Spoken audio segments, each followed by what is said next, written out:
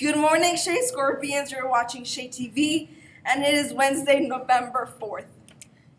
Teachers, for those of you interested, there is a board meeting tomorrow at 7 p.m. Students, thanks to all of those who participated in our genre of the month for October. And now it's time for the winners for the AR genre of the month. Congratulations to the following winners of 100% AR quiz drawing for October. Here are the spooky book selections these Shea students read. Amber Christensen read The Ringmaster Secret from Ms. Jones's class. Landon Frank read The Raven from Miss Bellicky's class. Summer Only read The Shelter from Miss Bellow's class. Nick Zahora read Cirque du Freak from Miss Reed's class. Marian Achondo read Wait Till Helen Comes from Miss Sansoni's class. Kate and me read Attack of the Jack-O-Lanterns from Mr. DeAustin's class. And Malcolm McVean read Maze of Bones from Mr. DeAustin's class. So Amber, Landon, Summer, Nick, Marian, Caden, and Malcolm. Congratulations, and please come to the Media Center anytime during lunch to pick out your full-size candy bar. For November, we will be featuring history. Select any historical book from AR that includes both fiction or nonfiction, as long as it is a historical book from AR. Will you be the next winner?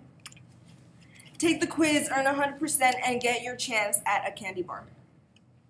All the while, you'll also be adding up words to get to the millionaire status, where you earn a full-size candy bar and earn the chance to win $5 for every million words read. The last day to turn in tickets for the history genre is Monday, November 30th. Teachers, staff, and students, we love great book reviews. We'd like to feature your historical book recommendations right here on SheaTV Book Talk. Please see Ms. Weber to be featured on Book Talk. Visit any day during I&E or send her an email. Sunflower seeds. In a word, no. We are having a real problem with sunflower seeds on campus. Students are being disrespectful and messy, leaving seed shells everywhere. This also attracts birds, which leads to an even bigger mess with bird droppings. So students' sunflower seeds with shells are no longer permitted on campus. You are permitted to bring no-shell raw seeds. If you have any questions or concerns, please see Mr. J. And speaking of Mr. J, be sure to tune in at the end of SheaTV for historical moments with Mr. J. Just in case you missed it yesterday, we will be including it again. And now for our favorite topic, lunch. Hungry? Here are your lunch choices for today. Asian chicken and rice, Pepperoni pizza. fruit and cheese pack. Now for the weather. Today you can expect scattered showers. Our cooling trend is holding nicely. We will reach the high of 71 degrees and a low of 50.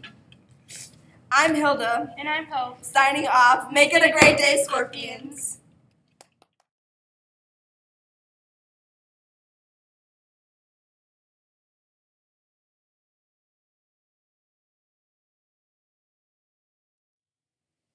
Wow, we are so impressed. Mrs. Hall and I just wanted to say congratulations to these new kids who have joined the Millionaires Club. We are so proud of you. Amber Christensen, Summer Olney, Stephen Charlotte, Darren Root, and Benjamin Lake. Please come on down to the Media Center at any time to get your free candy bar. And congratulations to Amber Christensen.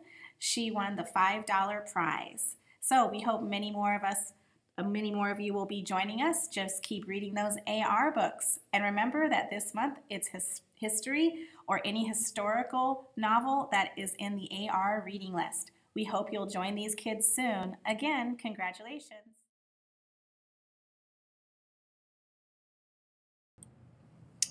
Hey, good morning, Shea Middle School. Mr. J here to talk to you about sunflower seeds.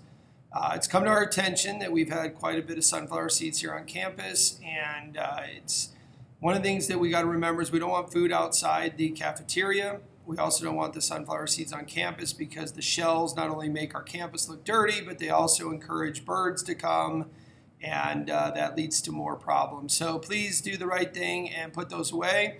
And if you see anybody out with them, just remind them that we're not using those on campus, and we'll go from there. Have a great day, Shea. Thank you. Good morning, Shea Middle School. Mr. J here for another episode of History with Mr. J. Today, I thought it would be good to talk a little bit about another unknown person in history, someone who's been forgotten, and kind of a story that you probably do not know. Most of you have heard of Paul Revere and Paul Revere's Midnight Ride, where he warned the countryside of the impending British attack on the colonists. What many of you might already know is that Paul Revere did not ride alone. As you learn in your history class, it's common knowledge that Paul Revere rode with Dr. Samuel Prescott and William Dawes. And if you've learned that story, you'll also learn that he was pulled over by the British and interrogated. But yet, of all the people that we know about that rode that night, Paul Revere is the one that stands out the most. And the reason for that is because of a poem written by Henry Wadsworth Longfellow. And in that poem, and the poem begins by saying, "Listen, my children, and you shall hear of the midnight ride of Paul Revere.